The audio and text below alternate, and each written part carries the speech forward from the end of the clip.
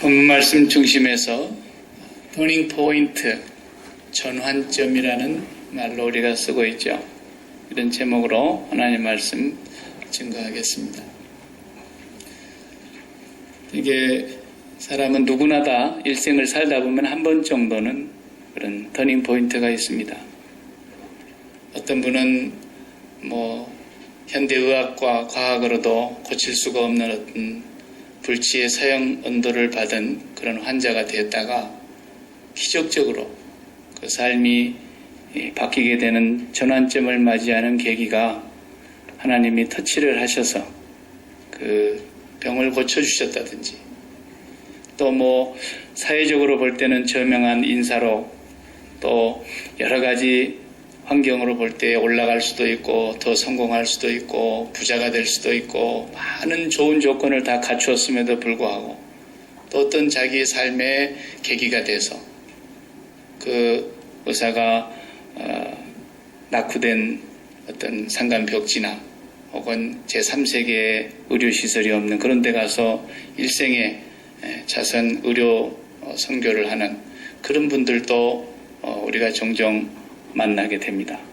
이런 분들은 살면서 뭔가 자기들의 삶에 있어서 터닝 포인트가 되었던 그 지점이 있었다는 것이죠.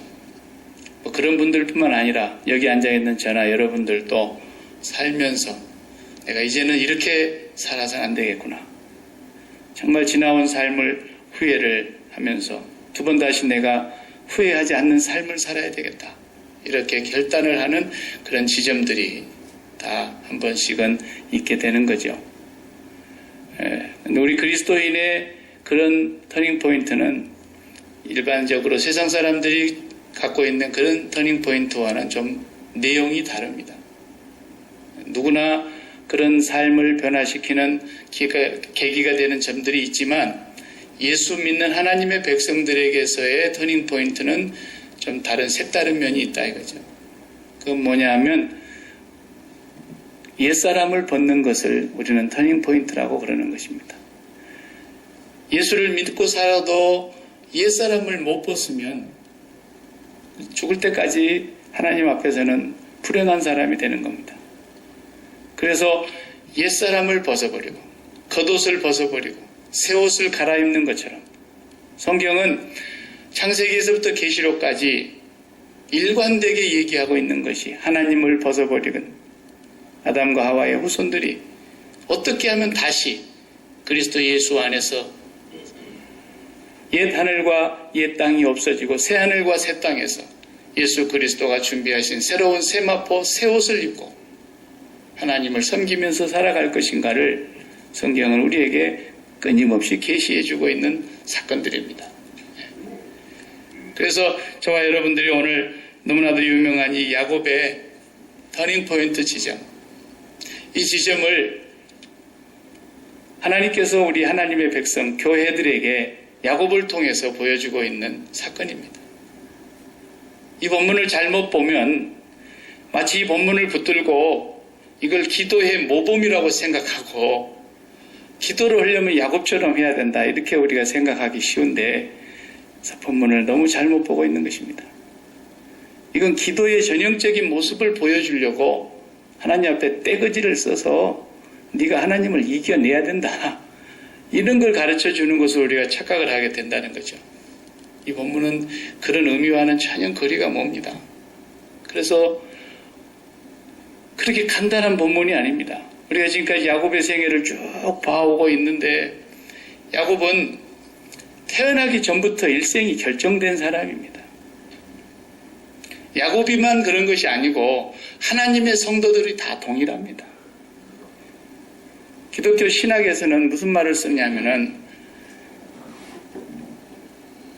창세는 하나님이 태초에 천지를 창조하셨다 그랬는데 이 창조하신 사건은 이미 어디를 전제하고 창조가 된 거냐면 요한계시록을 전제하고 창조하신 것입니다. 우리는 시간 속에서 살고 공간의 제약을 받고 있으니까 과거에서부터 미래로 시간이 흘러간다고 생각하지만 영원 속에 계신 하나님은 무슨 일을 계획하셨다 할 때에 그분 안에는 이미 결말이 나 있는 것입니다. 요한계시록이 그분 안에 계획되어 있고 하나님의 선택받은 백성들이 그분 안에서 살아갈 그 새하늘과 새 땅이 다 준비된 속에서 하나님은 그 길을 향하여 세상을 창조하기 시작한 것입니다. 그래서 개혁신학에서는 종말론이 창조와 구원을 앞선다라고 정의를 내리는 것입니다. 하나님 안에서는 요한계시록이 먼저라는 거예요. 세상 역사는 과거에서 미래로 흐르는 것 같지만 하나님의 백성의 역사는 미래에서 과거로 흐르는 것입니다. 이 말이 무슨 말이냐 하면 야곱이 이미 어머니 뱃속에서 태어나기도 전에 하나님은 그의 일생의 미래가 결정되어 있었어요. 그가 몸부림쳐서 자기가 형님의 장자권을 밭죽 한 그릇으로 사가지고 얻을 수 있는 게 아니라 그가 아버지를 속여야만 자기가 장자권의 축복을 받을 수 있는 것도 아니라 그가 하나님 앞에서 지금 오늘 씨름을 하면서 하나님을 이겨내야만이 에서의 그 자기를 죽이려고 있는 그 에서의 공격 앞에서 자기가 살아남을 수 있는 게 아니란 말이에요. 야곱은 이미 그 뱃속에 복중에 지키도 전에 큰 자가 어린 자를 섬길 것이며 이 아들을 통해서 하나님의 놀라운 역사가 이미 결정되어 있었다라는 것입니다. 이와 마찬가지로 우리 하나님의 선택받은 백성들은 영생을 얻기로 작정된 자들은 이 세상에 하나님이 보내실 때에 이미 우리의 삶이 하늘에 있는 것이고 그 하늘의 삶을 얼마 전에 말씀드린 것처럼 마치 우리가 기둥을 세워놓고 나면 이 램프를 설치할 때 고가도로를 갖다가 멀리서 가져다가 얹는 것처럼 하나님 우리의 인생의 삶의 고가도로를 다 그분이 갖고 계시는 거예요. 그 고가도로의 삶이 우리의 삶 속에서 하나씩 지어져 가는데 어디를 향해서 가느냐?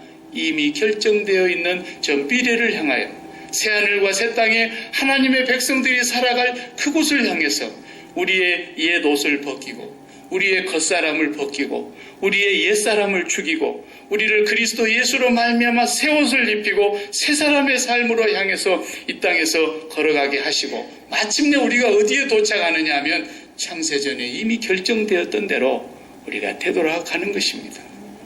이것이 하나님의 백성의 역사예요.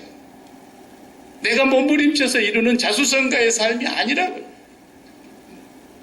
그래서 하나님이 정해놓으신 그 마지막 지점을 향해서 가면서 하나님께서 우리를 얼만큼 사랑하셨는가를 이 땅에 사는 동안에 깨닫게 돼요. 하나님의 은혜를 이해하면서 그 하나님을 찬양하고 경배하고 그 하나님의 영광을 우리가 나타내기 위해서 이 땅을 살아가는 거라고요. 야곱이 그렇게 몸부림쳤기 때문에 하나님이 거부를 만들어 주셨고 하나님이 그렇게 야곱이 그렇게 몸부림쳤기 때문에 그렇게 주신 게 아니에요. 오늘 아침 우리가 한번 질문을 해보십시다. 야곱이 지팡이 하나만 의지하고 요단을 건널 때 베델 광야에서 이렇게 하나님 말씀하셨어요. 내가 너와 함께 있어 네가 어디로 가든지 너를 지키며 너를 이끌어 이 땅으로 돌아오게 할지라. 내가 너에게 허락한 것을 다 이루기까지 그 어머니의 뱃속에 지키도 전에 야곱을 통해서 하나님이 계획하신 것이 있었어요. 그걸 다 이루기까지는 내가 너를 떠나지 않을 것이다. 약속을 했다고요. 오늘 본문은 마치 야곱이 하나님을 이긴 것처럼 되어 있는데 그러면 하나님이 이겼으면 어떻게 됐을까요? 야곱이 이기지 않고 하나님이 야곱을 이겨버렸으면 그러면 어떻게 되는 겁니까? 야곱이 망하는 겁니까? 야곱이 하나님을 이겼기 때문에 이런 복을 받은 것입니까? 그런 얘기가 아니옵시다. 성경의 얘기는. 오늘 본문의 싸움도 하나님이 먼저 걸어오신 싸움인 것을 본문을 자세히 들여다보면 알 수 있어요. 야곱이 먼저 싸운 것이 아니에요. 하나님이 야곱에게 다가오셔서 치열한 지금 싸움을 하고 있는 것입니다. 우리가 앞서서 보고 온 모든 것들이 야곱이 선해서 야곱이 착해서 복음 받은 거 아니잖아요. 그는 사기꾼이었습니다. 남의 것을 도둑질하는 사람이었습니다. 형님의 것도 도둑질하고 아버지도 속이고 나는 야곱입니다. 나는 사기꾼입니다. 그렇게 고백하고 있는 것입니다. 베드로전서 1장 19절 20절을 보면 이런 말씀을 기록했습니다. 사도 베드로가 오직 흠 없고 점 없는 어린 양 같은 그리스도의 보배로운 피로 한 것이니라. 우리의 구원이 그는 창세전부터 미리 알리신 바 된 자나 이 말세에 너희를 위하여 나타내신 바 되었으니, 창세전에 이미 그리스도는 하나님의 독생자로 결정이 되어 있었던 것입니다. 하나님의 구원 계획이 그렇게 진행되어 가고 있는 것이었어요. 마지막 때에 예수 그리스도가 우리에게 나타나신 것입니다. 2009년도라고 기억이 되는데 아카데미 제81회 영화상 수상을 하는 그날에 그 후보작으로 올랐던 The Curious Case of Benjamin Button이라는 그런 영화가 있었어요. 워낙 안 유명해가지고 사람들이 잘 몰라요. 흥행을 하지 못하고 실패한 것처럼 됐지만 가장 많은 아카데미상의 모든 부분에 각 부분에 노미네이트 됐던 그런 작품이에요. 예수 믿는 사람들은 그런 재미없어가지고 흥행 안 된 걸 한번 봐야 돼요. 이게 기독교인들에게 굉장히 중요한 인사이트를 주는 영화예요. 나는 그 작품을 아마 예수 믿는 사람이 쓰셨을 거라고 생각이 들더라고요.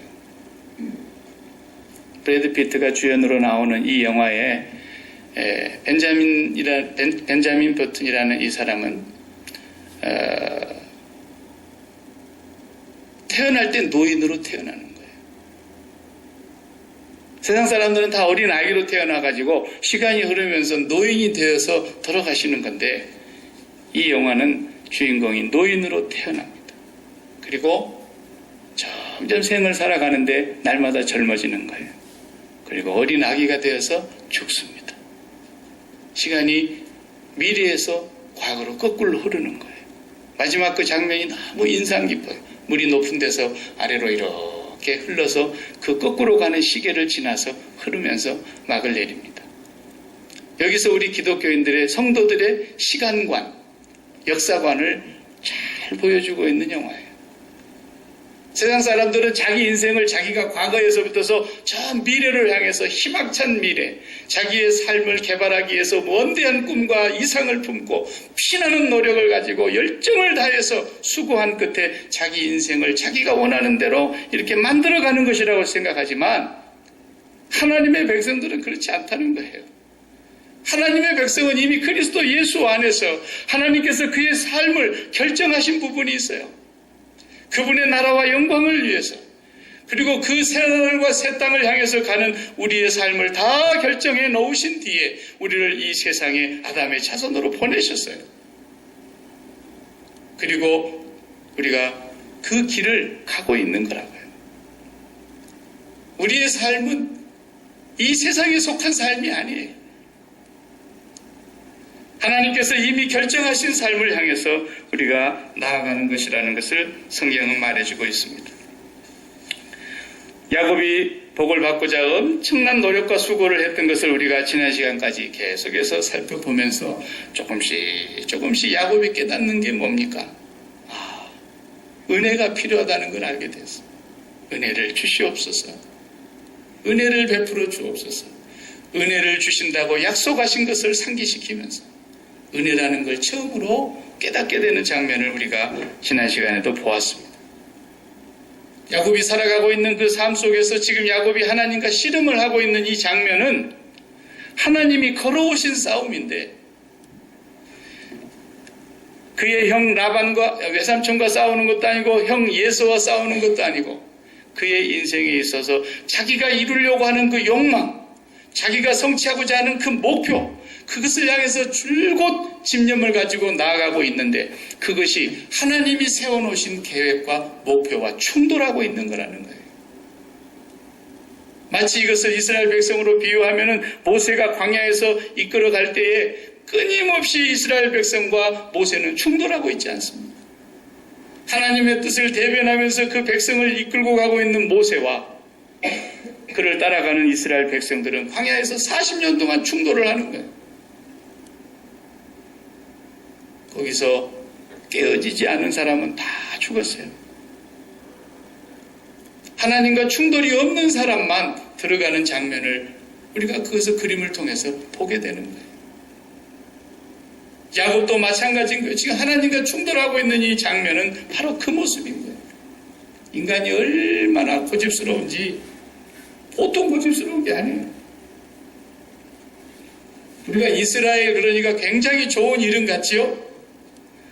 너무나 성경에서 좋은 이미지로 우리가 많이 세뇌돼가지고 이스라엘 그러니까 굉장히 그게 좋은 이름 같지만 이스라엘이라는 그 이름은 무엇을 말해주는 단어냐면 우리 인간의 죄악된 성품과 끊임없이 인간이 하나님을 이기려고 도전하고 자기가 세워놓은 목표와 이상을 향해서 가는 길에 그것을 걸거치는 자가 있다면 누구든지 다 속여서라도 아니 죽여서라도 아니 빼앗아라서라도 수단과 방법을 다 동원해서라도 차지하고자 말겠다는 야곱의 그 집념과 같은 것이 인간 속에 있고요.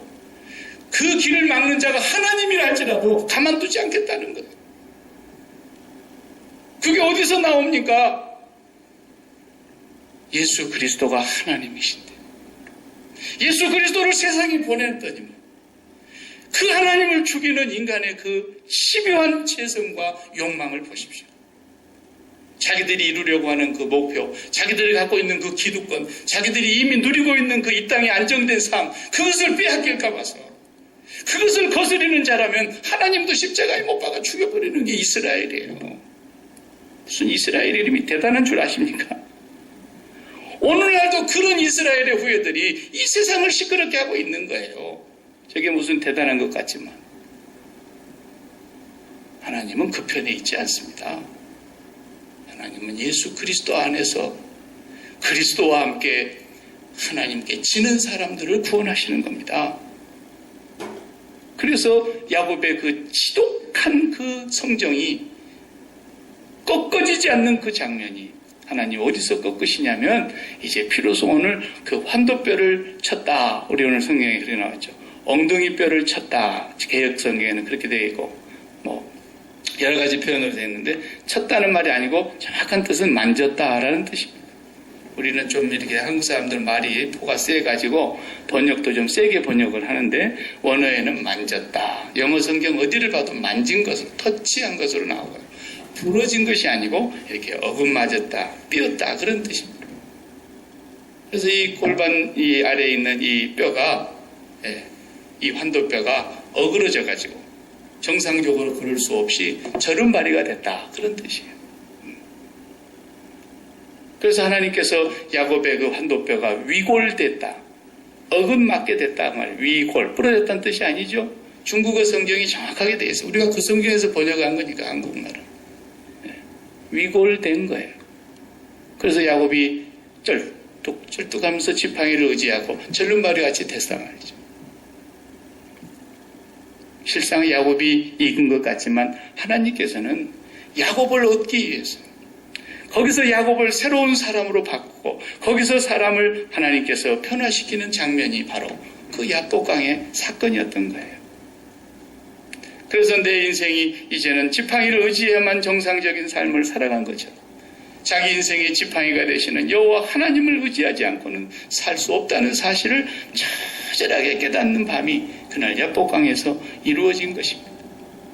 그래서 이 환도뼈라고 하는 것은 아브라함이 성경에 환도뼈라는 말이 6번 정도밖에 안 나와요. 그런데 이 환도뼈는 이스라엘 히브리 사람들의 사고 속에 그 삶의 전 존재를 의미하는 거예요. 그 환도뼈라는 게. 전인을 의미하는 단어예요. 그러니까 아브라함이 자기 종 엘리에셀에게 네가 우리 아들 이삭의 며느리가 될 아내가 될 며느리를 골라올 때 어디다 놓고 서약을 합니까? 내 환도뼈 아래 손을 놓고 네가 맹세해라. 그리고 조상의 땅으로 보내지 않았습니까? 그 환도뼈라고 하는 것은 이스라엘의 그 히브리 사람들의 사고 속에 자기의 전 존재를 다 의미하는 것이 담겨져 있는 거예요. 그 환도뼈를 하나님이 위골시켰다라고 하는 것은 그리고 그가 거기서 하나님의 얼굴을 배우면서도 살아남았다라고 하는 것은 그의 삶의 변화가 이제는 새로운 삶으로 터닝포인트의 순간을 맞이했다는 것입니다. 이제까지는 자기의 생각으로 살아온 사람이에요. 자수성가한 거예요. 세상 말로 하면 하나님 없이 살아오는 사람처럼 자기의 깨로, 자기의 겉모술수로, 자기의 임기응변으로 자기의 수많은 깨를 부려서 살아온 삶이었다고 한다면 이제 오늘 이 저녁에 야곱은 거기서 하나님과 부딪히면서 자기의 삶이 깨어집니다. 그래서 하나님 묻는 거예요. 네 이름 뭐야? 예, 저는 사기꾼입니다. 야곱입니다. 속이는 자입니다. 형도 속이고 아버지도 속이고. 저는 거기서 야곱의 그 인간성 전체를 다 하나님이 다 폭로시키는 거예요. 이것이 그리스도인의 터닝포인트 자리입니다. 우리 자신을 하나님 앞에 적나라하게 다 고발해야 된다. 내가 하나님 앞에 얼마나 불의한 사람이며, 내가 하나님 앞에 얼마나 못된 사람이며, 내가 얼마나 하나님 앞에 죄를 많이 지은 사람인가. 바로 그 자리. 그래서 그 환도뼈를 치다라는 그 본문의 단어하고 이사야 53장에 그가 채찍에 맞음으로 라는 그 단어, 그 문장하고 의미가 같은 의미로 한 문장이 되어 있어요. 참 놀랍지 않습니까? 우리 인간이 끊임없이 우리 인간의 욕망은 하나님을 죽이려고 합니다. 하나님을 이기려고 합니다. 그게 십자가에 못 박은 거예요. 그래서 예수 그리스도 안에서 우리가 그와 함께 십자가에 못 박히는 자리, 이 자리가 바로 야곱으로 말하자면 환도뼈로 위골되는 자리예요. 우리의 삶이 완전히 하나님 앞에서 새로운 사람으로 거듭나는 자리예요. 이스라엘, 그러니까 우리가 하나님의 백성이라는 그 이미지가 항상 있어서 굉장히 이스라엘 그러면은 좋은 이미지만 갖고 있기를 마련인데, 이스라엘이 지금까지 하나님을 이기려고 저러고 있지 않습니까? 언제부터 이겼는가요? 끝까지 이기려고 그래요. 광야 40년을 이기려고 그랬어요. 그래 또 그 자손들을 가나안 땅에 7 족속을 몰아내고 집어넣어놨더니 그들이 거기서 살면서 또 하나님을 이겨먹는 거예요. 그리고 우상숭배하는 거예요. 그래서 그들을 또 잡아다가 어디로 갑니까? 광야로 끌고 나가서 바벨론으로 끌고 가고 아수르로 끌고 나가고 사방으로 하나님이 다시 끌고 나가시는 거예요. 끊임없이 하나님을 이겨먹어요. 마침내 그 땅에 예수 그리스도 하나님이 내려오셨는데도 하나님을 십자가에 못 박아 죽이면서까지도 자기들이 하나님을 이겨먹어요. 이게 인간이라는 거예요. 이게 인간. 그러나 하나님의 백성들은 이미 창세전에 그리스도 예수 안에서 선택을 받고 영생을 주시기로 작정된 하나님의 백성들은 하나님이 정하신 길이 있기 때문에 그 길로 나아가지 아니하고 우리의 욕망과 우리의 생각대로 나아가는 자들의 삶을 반드시 꼬이게 하십니다. 원망하지 마세요. 불평하지 마세요. 하나님이 꼬이게 하시는 거예요. 하나님이 지금 우리를 향해서 씨름하고 오시는 거예요. 빨리 십자가에 못 박으라는 거예요. 바로 그 자리가 터닝포인트 자리라는 거죠. 그리고 우리의 삶을 하나님이 정해놓으신 그 길을 향해서 가라는 거예요. 야곱이 이제 33장 이렇게 가면서 조금씩 변화를 얻긴 합니다만 아직도 멀었어요. 터닝포인트 지점이 이제 온 거예요. 이제까지 자기 생각대로 간 사람인데 이제 천부여 의지 없어서 손들고 옵니다. 고통의 멍에 벗으려고 죽게로 옵니다. 나 아버지 집을 멀리 떠났다. 이제 돌아옵니다. 그리고 이제 도는 지점이 여긴 거예요.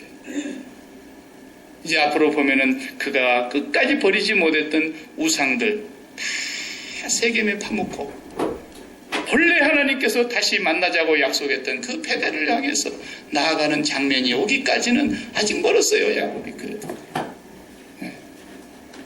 우리가 예수를 믿지만 예수는 예수대로 믿고 죽은 뒤의 삶으로 넘겨놓고 이 세상의 삶은 어떻게 해서든지 내 인생을 내가 개발해보고 내가 성공으로 끌어가보겠다고 내 자신이 인생을 개척해보겠다고 몸부림을 치지만 하나님의 선택받은 백성은 하나님이 반드시 씨름을 걸어올 날이 옵니다.